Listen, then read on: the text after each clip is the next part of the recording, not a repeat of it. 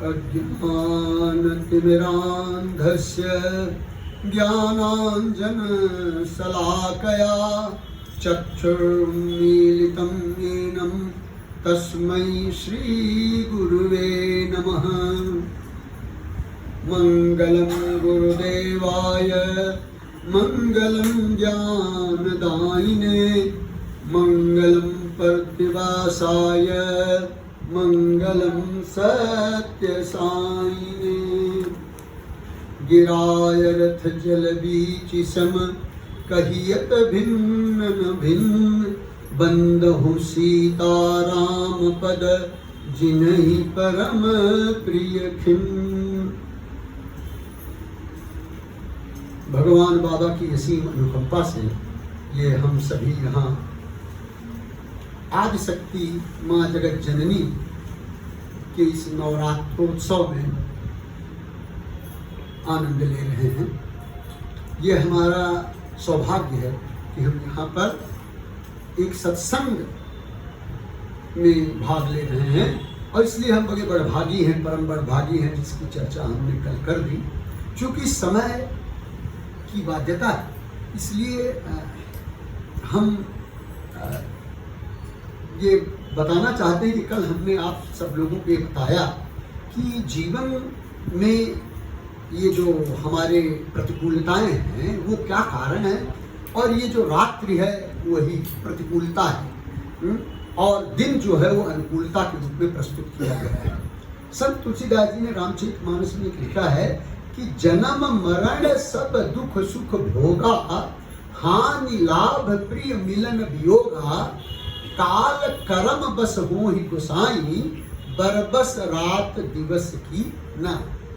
जिस तरह से जीवन में रात्रि और दिन होते हैं इन पर कोई मेरा नियंत्रण नहीं है।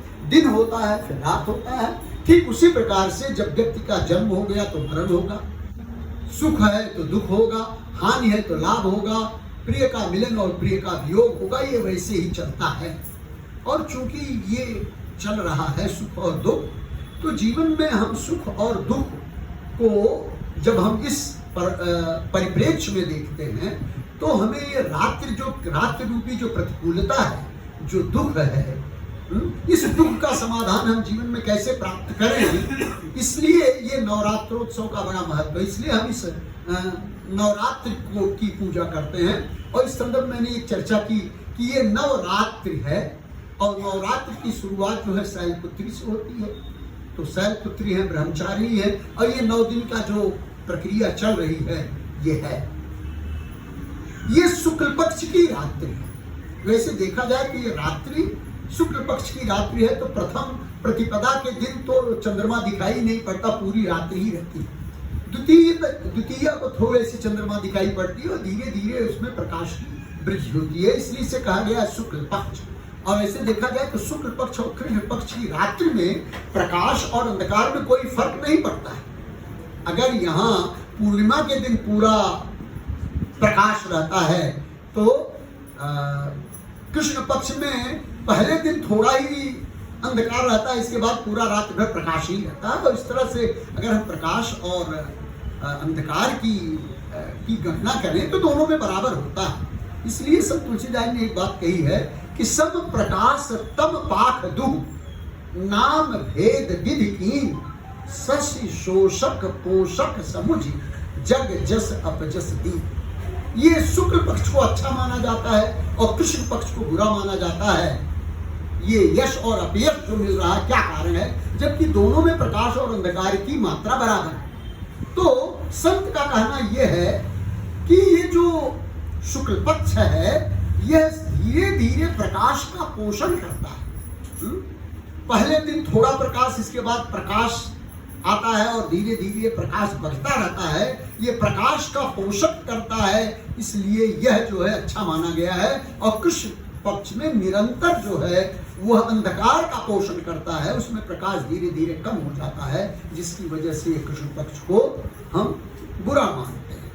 तो ये जो पोषण है, प्रकाश का पोषण है, ये नवरात्रि में हम प्रकाश का पोषण कर रहे हैं। हम माँ की आराधना करके, जगत जननी की आराधना करके हम अपने जीवन में वो प्रकाश लाने का प्रयास करते हैं कि जो हमारे जीवन में अंधकार अवश्यंभावी है, आता ही है। जब सुख है, दुख है तो आता है, तो हमारे जीवन में प्रकाश कैसे आए, इसलिए हम माँ जगत जननी की आराधना करते हैं। और आप जानते हैं जिसे आप ये माँ की आराधना क्यों, अन्य किसी की आराधना क्यों नहीं? तो माँ शब्द है, वो माँ शब्द में ही इस बात का संकेत मिलता है। जो हम कहते हैं माँ, तो माँ में हमारा मुंह खुल जाता है, और हम कहते हैं बाप, मुंह बंद, बाप मुंह बंद, माँ मुंह खुल गया। आप सभी माताएं बैठी हुई हैं, बच्चे जो हैं माँ के सामने मुंह खोल देते हैं, उनके अंतरात्मा की सारी बातें जो किसी को नहीं बताते वो खोलते हैं। और इसलिए खोलते हैं क्योंकि माँ उनके लिए सब कुछ देने के लिए तैयार है। वो उनकी हर आकांक्षाओं, इच्छाओं को और सुख सुविधा को माँ दे देती है, लेकिन बाप के सामने हम मुंह नहीं खोल सकते हैं। अगर इच्छा भी होती है तो बाप के सामने हम मुंह बंद ही रखते हैं, नहीं खोल पाते। इसलिए हम जब ईश्वर की प्रार्थना करते हैं, ईश्वर को किस रूप में पहले देखते हैं, आप सभी जानते हैं। त्वमेव माता च पिता त्वमेव, त्वमेव बंधो च सखा त्वमेव। पहला माता, त्वमेव माता। ईश्वर को भी हम माता के रूप में पहले देखना चाहते हैं, यह बड़ी विशेषता है। और यही कारण है कि नवरात्र में जो है वो माता का ये पर्व है। माता के सामने हम खड़े होकर के एक बच्चे की तरह हम अपनी बातों को मानते हैं। और उसी के कारण शंकराचार्य ने एक बात कह दी है कि पृथिव्याम पुत्रास्ते जननी बहवः सन्ति सरला, परम तेषां मध्ये विरल तरलोहम तव सुतः, मदीयोयम त्यागो समुचित निदम नो तव शिवे, कुपुत्रो जायेत क्वचिदपि कुमाता न भवति। शंकराचार्य आदिशक्ति दुर्गा से कह रहे हैं कि मैं इस पृथ्वी पर सबसे सरल बेटा आपका हूं, और यदि मैं कुपुत्र भी हूं तो भी एक बात मैं अच्छी तरह से जानता हूं कि बेटा कुपुत्र हो सकता है, लेकिन माता कुमाता न भवति। माता कभी कुमाता नहीं होती है, और यह बड़ी महत्वपूर्ण बात है। और इसलिए इस आराधना का बड़ा महत्व है। हम सभी उसको मना रहे हैं, उसका उत्सव ले रहे हैं। अब ये संदर्भ को समझाने के लिए वास्तव में हम ये समझना चाहते हैं कि जिससे शैलपुत्री से शुरुआत हुई, तो शैल, हमने कल इस बात की चर्चा की कि अहिल्या जो है पत्थर हो गई।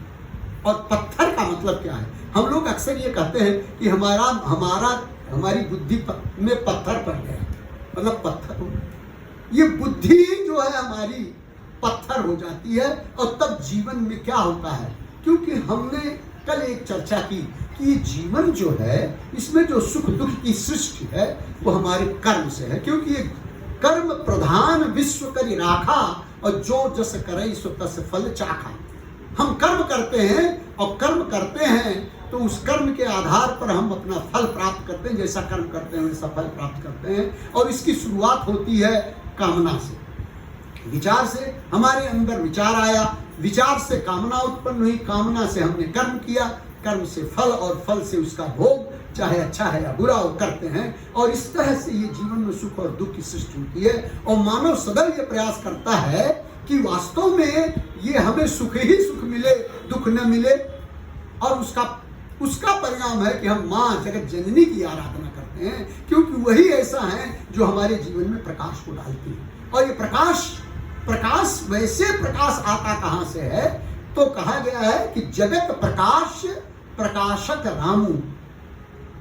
ये जो जगत जो है, यह जो दिखाई पड़ रहा है, वो किसके प्रकाश से? वो परब्रह्म परमात्मा ईश्वर के प्रकाश से दिखाई पड़ता है।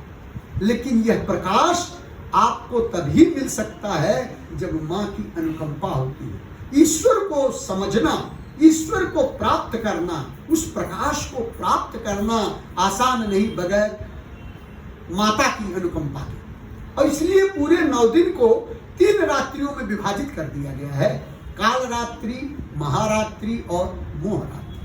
तो काल रात्रि है जो हमारे नकारात्मक विचार को समाप्त करते हैं। क्योंकि विचार कैसे भी आए, कल हम एक बात की चर्चा करेंगे, विचार कैसे भी आते हैं, लेकिन महत्वपूर्ण यह होता है कि जो विचार हमारे जीवन में क्रियाशील हो, और वो जो क्रियाशील हो जाते हैं उसी से व्यक्ति अच्छा और बुरा, अगर अच्छी क्रिया हो गई, व्यक्ति कितना ही बुरा क्यों ना हो, लेकिन यदि उसके अंदर एक ही अच्छा विचार आ गया और वह विचार क्रियाशील हो गया, तो उससे बढ़िया और अच्छा कोई नहीं हो। और व्यक्ति कितना ही अच्छा क्यों ना हो, एक ही बुरा विचार आ गया और वह बुरा विचार उसके जीवन में क्रियाशील हो गया, तो व्यक्ति उसको अच्छा नहीं मानते, उसे बुरा मानने लगते हैं। तो ये जीवन में यही स्थिति है, ये कर्म है।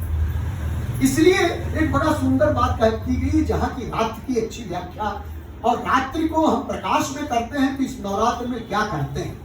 नवरात्र में हम जागरण करते हैं, मानो हम जागरण करना चाहते हैं, जगना चाहते हैं। ये सोना क्या है, जगना क्या है, ये भी बड़ा आवश्यक है जानना। ये रात्रि क्या है, और जब तक हम इन चीजों का संकेत अपने जीवन में नहीं प्राप्त करते हैं, इसको जब तक हम नहीं समझ लेते हैं, तब तक हमारे जीवन का अंधकार नहीं समाप्त होता। क्योंकि अज्ञान ही हमारे दुख का सबसे बड़ा कारण है।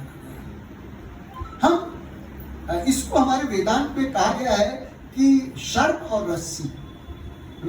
यदि अंधकार में हमें एक रस्सी दिखाई पड़ती है और हमें वो सर्प समझ गए, तो हम भय से कांपने लगते हैं, डरने लगते हैं, हमारे मन में दुख की सृष्टि होता है।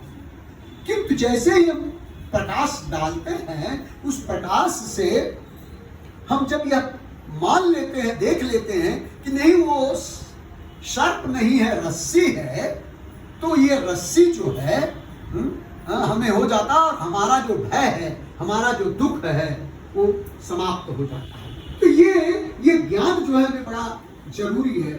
ज्ञान हमें अपने दुख से हटाता है। तो इसलिए ये जानना बड़ा आवश्यक है, क्योंकि हमारे जीवन में जो सुख और दुख भी हैं, कर्म तो उसके प्रदाता है, उसको देते हैं, लेकिन उसका अनुभव करने वाला हमारा मन है और हमारी बुद्धि। जो सुख और दुख है वो हमारे मन की अनुभूति है। और इसका एक बड़ा सुंदर प्रसंग रामचरितमानस में है, जिससे हम इस बात को जरा आप लोगों को स्पष्ट कर देना चाहते हैं संकेत के माध्यम से। ये जाने कि वास्तविकता क्या है इस संसार की, क्या रात्रि है और क्या जगना है और क्या सोना है। प्रसंग है कि भगवान राम को वनवास हो गया। भगवान राम का वनवास हो गया है और वनवास से वो निकले हैं, और प्रयागराज जब पहुंचते हैं श्रृंगवेरपुर, तो वहां उनकी मुलाकात होती ही निषाद राज से, जो केवट के राजा हैं, केवटों के राजा, वो उनको मिलते हैं। तो इतने थके हुए रहते हैं कि वहां पर एक ककरीली पथरीली जमीन थी, जहां पर की निषाद राज ने कुश की सैया बिछा दिया, और उसी कुश की सैया पर राम और सीता एकदम सो गए। और जब वो सो गए तो लक्ष्मण तो कभी सोते नहीं थे, उनकी रक्षा के लिए लक्ष्मण जो है थोड़ी दूर पर अपने धनुष बाण को लेकर के बैठ जाते हैं। और जब वो बैठ करके कि कोई उनकी सुरक्षा के लिए बैठते हैं, तो निषाद राज जो हैं वो जो व्यवस्था किए रहते हैं, वो आ जाते हैं लक्ष्मण के पास, और लक्ष्मण के पास आकर के वो रोने लगते हैं। बोलते हैं कि ये जो राम और सीता हैं, कहाँ अयोध्या के राजमहल में रहने वाले राजकुमार, वहाँ उनकी पलंग कैसी, सेज कैसी, कैसा वातावरण, उसमें सोने वाले, और आज इस जमीन पर इस कुश की कठोर सैया पर सो रहे हैं। इतना बड़ा दुख हुआ है। वास्तव में इस दुख का कारण क्या है? इस दुख का कारण कैकेयी है, उनकी माता कि कैकेयी नंदन मंद मत कठिन कुटिल प्रणकीन जिबी जय रघुवीर ही जानके सुख अवसर दुख ही। बोले भगवान राम का तो राज्याभिषेक होने जा रहा था, सुख की घड़ी थी, और इस सुख की घड़ी में अचानक ये मंद बुद्धि कैकेयी आ गई, और ये कैकेयी ने बहुत गलत काम कर दिया कि उन्होंने भगवान राम को दे दिया वन, और इस सुख के अवसर पर उन्होंने दुख दे दिया। वास्तव में जीवन में हमारे ये देखिए तो यही चीजें हैं, हम सुख की, हम हर कार्य करते हैं और कार्य में सुख की प्राप्ति करना चाहते हैं, लेकिन अचानक ऐसा भी होता है कि सारी परिस्थितियों से होकर के भी हम सुख न प्राप्त करके दुख प्राप्त करते हैं। और जब दुख प्राप्त करते हैं तो ये हमें सहन नहीं होता, हम बहुत परेशान होते हैं। तो ये बात जब निषाद राज लक्ष्मण से कहते हैं, आंख से आंसू बहते हैं, तो उनको तो ऐसा लगा कि लक्ष्मण जी इसका बड़ा समर्थन करेंगे और वो भी क्रोधित हो जाएंगे, क्रोध आ जाएगा, आवेश में आ जाएंगे कि वास्तव में ये जो कैकेयी ने बड़ा गलत काम किया, अभी तो वन चल रहे हैं लेकिन लौटने के बाद ये सारे लोगों को देखा जाएगा। जैसे कि नॉर्मल प्रवृत्ति होती है, उनके मन के अंदर ये भाव आया। लेकिन वहाँ वो जो बात लक्ष्मण करते हैं वो बड़ी महत्वपूर्ण बात है और उसको रामचरितमानस में लक्ष्मण गीता के नाम से माना जाता है। और वह प्रसंग है, उस प्रसंग को मैं आप सबको बताना चाहता हूँ। उसमें पूर्ण रूप में रात्रि क्या है और जागरण क्या है, ये सारी चीजें लक्ष्मण विस्तृत रूप से बताते हैं।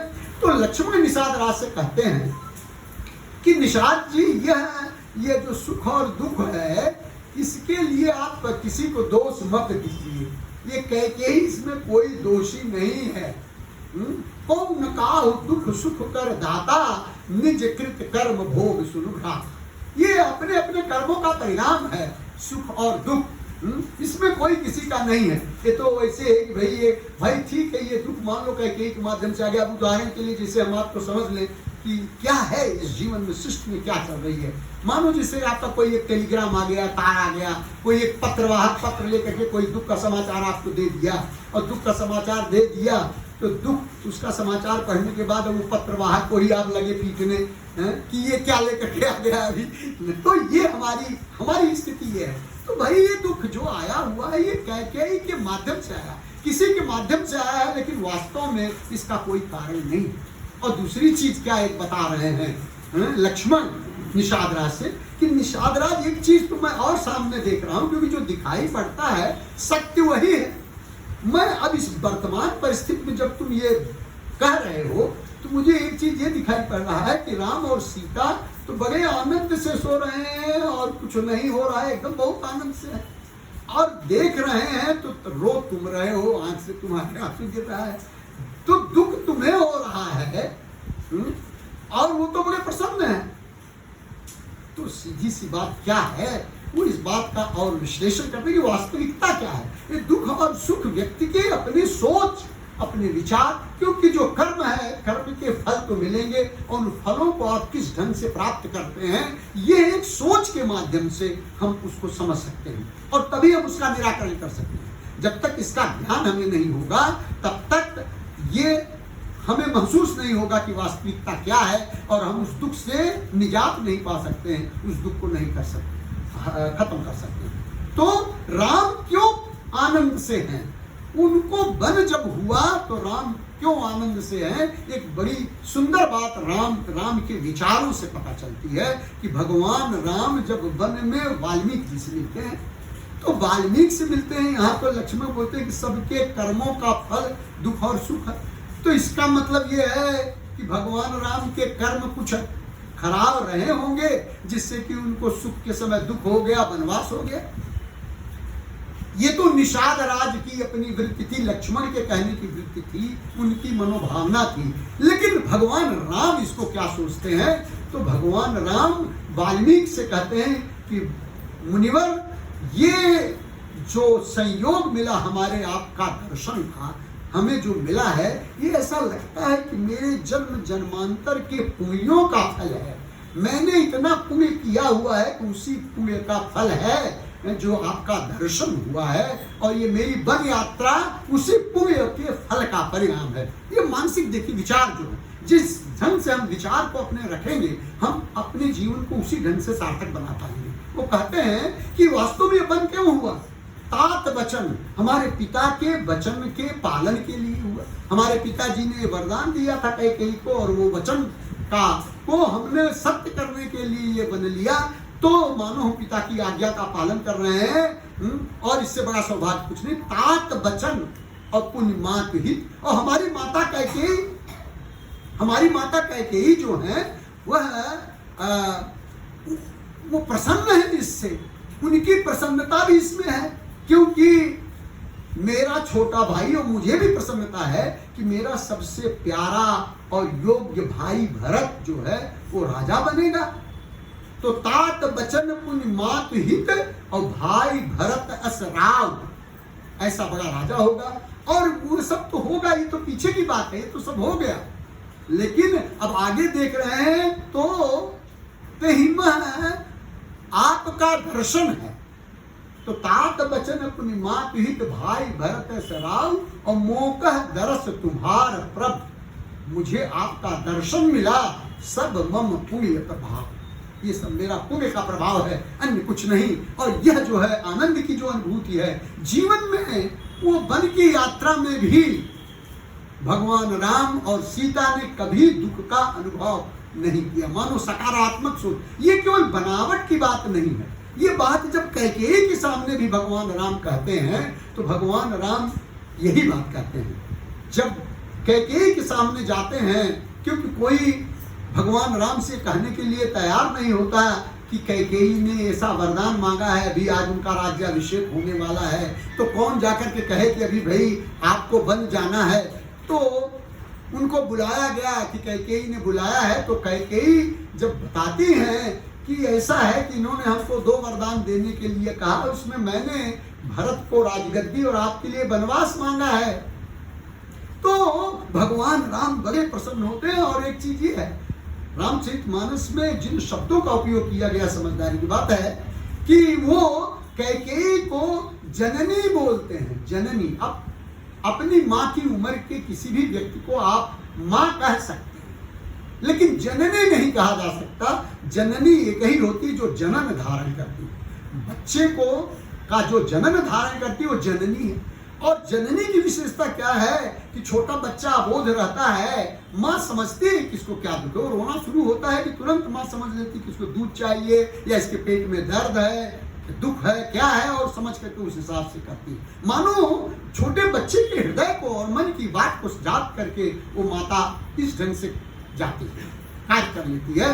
और फिर भगवान राम उनको जननी कहते हैं कि माता ऐसा है कि मेरे मन में कल ही विचार आया कि मेरा छोटा भाई इतना योग्य है, इतना प्यार करता है, वो अगर राजा हो जाता तो कितना अच्छा होता। और यहाँ गुरु वशिष्ठ हमको बोल रहे हैं कि आपका राज्याभिषेक होगा। मेरे दिमाग में आ रहा था कि मैं कैसे उनको कहूँ कि हमें राज्य नहीं चाहिए, और अच्छा हुआ आप मेरे मन की बात जान गई और आपने भरत को राजगद्दी दे दी। तो वास्तव में ये एक वृत्ति है।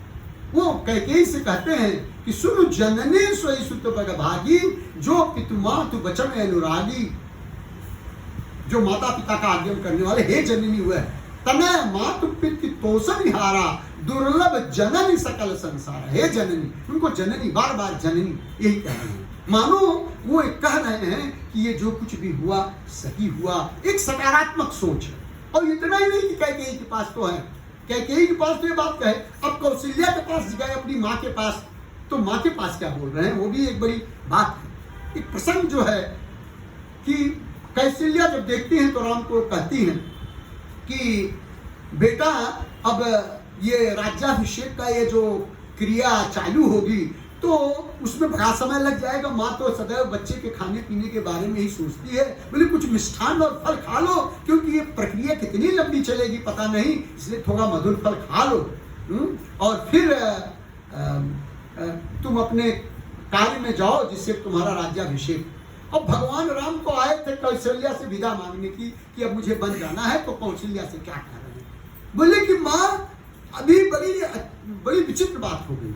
क्या है, मुझे युवराज पद देने की घोषणा हुई थी कि मैं युवराज बनूंगा, और युवराज बनने के बाद जो युवराज होता वो राजा बनता है। लेकिन अभी थोड़ा सा परिवर्तन ये हो गया है कि मुझे राजा बना दिया गया है।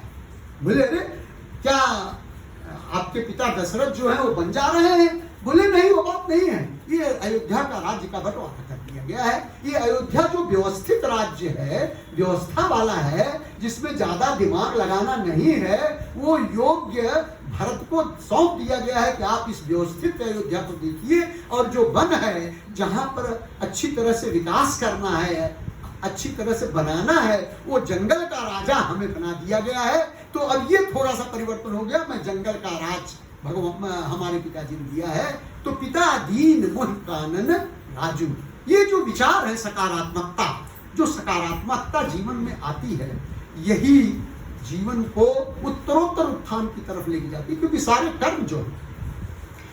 कर्म जो है हम जो करते हैं उसके दो परिणाम निश्चित हैं, एक सुख है और दुख है, और ये सुख और दुख जो है इसकी अनुभूति करने वाला मन है, और मन में जो विचार हैं उन विचार को कितना सकारात्मक आप लेते हैं, जीवन में उतना ही सुख और दुख आप पाएंगे।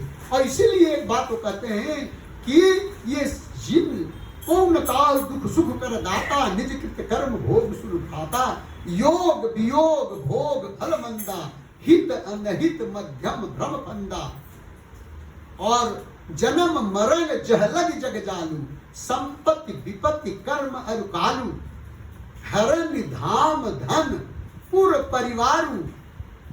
ये धरणी धाम धन, ये जिसके बारे में हम सोचते हैं, स्वर्ग नरक जहलग व्यवहारी। और इतना नहीं है, सोची गुनी सुनी मन माही। हम जो सोचते हैं, गुणन करते हैं, मनन करते हैं और समझते हैं, ये सब क्या है? सोचिए सुनिए गुनिए मन माही, मोह मूल परमारथ नहीं। ये मात्र मोह है। और यहाँ पर लक्ष्मण बात कहते हैं कि वास्तविकता क्या है। अब ये क्या है? अब जैसे हम सुख प्राप्त करते हैं तो सुख का क्या है? जैसे हम चल रहे हैं तो चलते समय चलने से ज्यादा सुख किसमें है? थोड़ा खड़े हो गए तो सुख हो गया। हमारे जीवन में हम ऐसे ही छोटे मोटे सुखों को लेकर के चलते हैं तो खड़े हो गए तो सुख हो गया। अब खड़े हो गए तो उससे भी अच्छा सुख है, तो बैठ गए तो थोड़ा और सुख मिल गया। अब ट्रेन में हम जाते हैं तो कभी खड़े खड़े जाते हैं तो ये देखते रहते हैं कि कोई अगर मिल जाए, बैठने की सीट मिल जाए तो भाई चलो ठीक है, सुख मिल जाएगा। अच्छा, अब ये तो नजदीक, जैसे यहाँ लोकल ट्रेन में जा रहे हैं, अगर लंबी यात्रा है तो अगर बर्थ मिल जाती है तो और सुख है। बैठने के अलावा अगर सोने को मिल गया तो एकदम सुखी है। अब आप समझिए कि चलने से ज्यादा सुख खड़े होने में, खड़े होने से ज्यादा सुख बैठने में, बैठने से ज्यादा सुख सोने में, लेटने में, और लेटने से ज्यादा सुख किसमें? बिंदास सो गए, राम और सीता सो रहे सो। अब बताइए कि सब सुख ही है। और एक समझ लीजिए कि जो सोने का सबसे बड़ा सुख है, तो मरने का क्या सुख है? वो भी तो एक सुख है। आप इसको थोड़ा आगे बढ़ा दीजिए। मरने की बात है, वास्तव में मरण सार्थक जिसका हो जाए वह सबसे बड़ी बात है। और मरना क्या है? क्योंकि यहाँ पर ये सारी चीजें जितनी हैं इस सृष्टि में, जो कुछ भी दिखाई पड़ रही हो, तो मोह मूल परमार्थ नहीं, ये सब मोह से जुड़े हुए हैं। तो मरना क्या है? कबीरदास ने एक बड़ी बात कह दी कि वास्तव में मरना क्या है। कबीरदास से एक व्यक्ति मिला तो बोले, कबीरदास कैसे हैं? बोले एकदम बढ़िया। तो एकदम बढ़िया। और फिर थोड़ी दूर पर गए तो एक आदमी मिला, बोले बहुत अच्छा है। तो दूसरे दिन फिर कबीरदास मिले, तो बोले क्या है? आज तो बड़ा गड़बड़ हो गया, हमारे घर में ऐसा कोई गड़बड़ हो गया, कोई मर गया। तो कहते हैं कि भाई ये जो है क्षणिक जो है सुख को आप कहते हैं कुशलता, कि कुशल है, और दूसरे दिन एक अकुशल बात हो गई तो आप परेशान हो जाते हैं। तो उन्होंने एक बात कही कि वास्तव में कुशलता ये कोई परमानेंट चीज है नहीं, टेम्पररी है। और ये परमानेंट कैसे होगा? बोले ये परमानेंट कुशलता की बात क्या है? उन्होंने कहा कि कुशल कुशल ही की कहत जग में बचान को। सभी लोग जिससे पूछो कैसे, एकदम ठीक एकदम ठीक। पता चला कल कोई मर गया, अब क्या हो गया? कुछ हो गया, घर में घटना घट गई। एक बोला हम बहुत अच्छे हैं, कल ये हुआ, करे कुछ तो अभी तो कल हमसे मिले थे, सब ठीक ठाक था, लेकिन पता नहीं क्या। तो कुशल कुशल ही की कहत जग में बचान कोय, माया मुई न मन मुआ कुशल कहाँ ते। जब तक जीवन में माया है, मोह है, यह कभी भी हमारे जीवन में कुशल हो नहीं सकता। मरना है, मन का मरना, माया का मरना और मोह का मरना, और उनका बताना है। बस लक्ष्मण जी को यही करना है कि मोह मूल, मोह में क्या है? बोले ये सृष्टि में हम लोग जैसे रात्रि को सोते हैं और विविध प्रकार के स्वप्न देखते हैं, तो जब विविध प्रकार के स्वप्न देखते हैं तो उन स्वप्नों में कभी कोई मेरा गर्दन काट रहा है और हम चिल्लाने लगते हैं कभी कभी लोग चिल्लाने लगते हैं कि अरे फला आदमी मेरा गर्दन काट रहा है। तो उसका अगर कोई भाई या नात रिश्तेदार कोई हो और तलवार लेकर के उसकी तरफ दौड़ पड़े जिसका जो गर्दन काट रहा है उसके ओर, तो ये कोई बड़ी बुद्धिमत्ता की बात नहीं होती है। उसको धीरे से खाली उठाता कि अरे बाबा उठो उठो उठो उठो, क्या हो गया है, जल्दी उठ जाओ। और जब उठ जाता है तो सारी चीजें समाप्त हो जाती है। तो ये जगने की बात है। तो उन्होंने कहा कि मोह निशा सब सोवन निहारा और देख ही सपन अनेक प्रकारा, यह जग जामिन जागहि जोगी परमार्थी प्रपंच वियोगी। इस यज्ञ रूपी ये जो सृष्टि दिखाई पड़ रही है ये रात्रि है, और ये रात्रि के अंदर जो मोह निशा है वही मोह जो है हमको दिखाई पड़ता है। ये स्वप्नवत है, जो सारी चीजें हैं स्वप्नवत हैं, और जब तक हम इसमें नहीं जगेंगे तब तक हम जीवन को सुखमय नहीं बना सकते हैं। हम इसमें जो दुख की अनेकानेक अनुभूत करते हैं मन में, वही इसका मुख्य कारण है। और तब वो बात कहते हैं कि ये देखो हमें जागना पड़ेगा, और ये नवरात्रि में जागने का तात्पर्य यही है, क्योंकि माँ के द्वारा ही हम जीवन में अपने कृतार्थ हो सकते हैं। वही हमारे मन को जानती हैं। और ये माँ कौन है? कालरात्रि, महारात्रि, मोहरात्रि, महाकाली, महालक्ष्मी, महासरस्वती। ये जीवन में ये इनकी जब हम आराधना करते हैं, इनके सामने हम मुंह खोलते हैं, तो हमें मालूम पड़ता है कि क्या है। और ये कालरात्रि, महारात्रि, मोहरात्रि ये क्या है? इन्हीं के द्वारा, इन्हीं की आराधना सब चीजों को हम अपने जीवन में प्रकाश को प्राप्त कर सकते हैं। इसलिए हम रात्रि को जागरण करते हैं। और ये कालरात्रि, महारात्रि, मोहरात्रि क्या है? ये कौन है जिसके माध्यम से हम चीजों को प्राप्त कर लेंगे?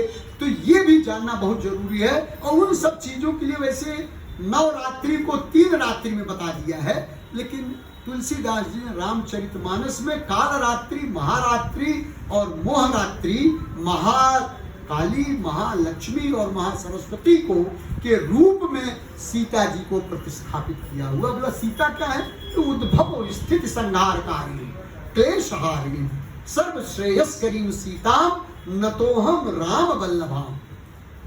जो प्रकाशक है, जगत प्रकाश प्रकाशक रामू, जगत जो है उन्हीं के प्रकाश से, राम के प्रकाश से प्रकाशित होता है। वह राम जो है बगैर सीता के, जब सीता नहीं रही तो उनके जीवन में अंधकार आ गया और रोने लगते हैं। उनकी मत चली जाती है और कहते हैं हे खग मृग हे मधुकर श्रेणी, तुम देखी सीता मृग नहीं, सीता नहीं है मेरी। पशु पक्षियों से पूछने लगते हैं, एक पागल जैसे हो जाते हैं, उनकी मत इतनी चली जाती है। उसका कारण क्या है? क्योंकि ये जो कालरात्रि, महारात्रि, मोहरात्रि हैं, ये महाकाली, महालक्ष्मी, महासरस्वती हैं, ये क्या है? ये साक्षात सीता के रूप से, सीता से उद्भूत शक्तियां हैं। और ये शक्ति क्या है, हमको क्या देती है? तो सीता जी की जब प्रार्थना संत तुलसीदास जी कहते हैं, तो कहते हैं कि जनक सुता जग जननी जानकी, जनक की सुता सीता है, जगत की जननी है। वो क्या है? मैं उनको प्रणाम करता हूँ, उनके चरण कमलों की वंदना करता हूँ। और क्यों करता हूँ? क्योंकि मैं उनसे कुछ प्राप्त करना चाहता हूँ। तो बोले मैं क्या प्राप्त करना चाहता हूँ? बोले जनक सुता जग जननी जानकी, अतिशय प्रिय करुणा निधान की, ताके जुगपद कमल मनावो, जा सुकृपा निर्मल मति पाऊं। उनकी कृपा से हम निर्मल मति प्राप्त करते हैं। हमारी मति जो पत्थर हो जाती है, वो पत्थर वाली मति को चैतन्य कैसे कर सकते हैं? यह जो है चैतन्यता उनकी कृपा से आती है। इसीलिए हम उन सीता को की वंदना करते हैं। और वह सीता है जो हमें महाकाली, महालक्ष्मी, महासरस्वती के रूप में आकर के हमारे जीवन में हमारे मत को अच्छी तरह से कर देती है। क्योंकि हमारी मत तो क्या सहस सिलाते अति जड़ मत भई है। हमारी ये जो मत है सहस शिला, 100 शिलाओं से ज्यादा जड़ है। इसलिए उसको अहिल्या के रूप में भगवान राम के चरण मिलकर के जो चैतन्य करते हैं, वो क्यों कैसे कर पाते हैं? क्योंकि राम उस रास्ते से सीता जी को ही प्राप्त करना चाह रहे थे, उनके स्वयंवर में जा रहे थे, जिसकी वजह से वो अहिल्या चैतन्य हो जाती हैं। तो ये जो है हमारी ये जो मोह रात्रि है, ये हमारी जो स्वप्नोत्तरात्रि है, ये संसार है। इस संसार में जो हम मन में नकारात्मकता और हताशा लिए हुए जो बैठे हुए हैं और दुखों का अनुभव कर रहे हैं, उनको हटा करके हम जीवन में जब सकारात्मक रूप से सोचते हैं तो हमारे अंदर से दुख समाप्त होते हैं। हम माता काली, महालक्ष्मी और सरस्वती से ये प्रार्थना करेंगे कि वो हमारे जीवन में इस ढंग की धारणा लेकर के आए, जिससे कि हम अपने जीवन को आगे बढ़ाएं और ये नवरात्रि का जो उत्सव है हमारे लिए प्रकाशमय हो। और प्रकाश तभी होगा जब हमारे जीवन में सीता की अनुकंपा होगी। तो पहले सीता की खोज होना है, सीता की खोज होने के बाद फिर वो लंका से उनको ले आना पड़ेगा। भगवान राम जब उनको ले आएंगे और तब कहीं जा करके जीवन में विजयदशमी मनाई जाएगी। तो कल हम थोड़ी सी इस पर चर्चा करेंगे कि ये रात्रि कैसे हमारी जाए, हम उसका क्या तात्पर्य है, विजयदशमी का क्या तात्पर्य है, और ये नवरात्र के माध्यम से अपने जीवन को कैसे आगे बढ़ाएंगे। इन्हीं शब्दों के साथ आप सभी को प्रणाम। साईं राम।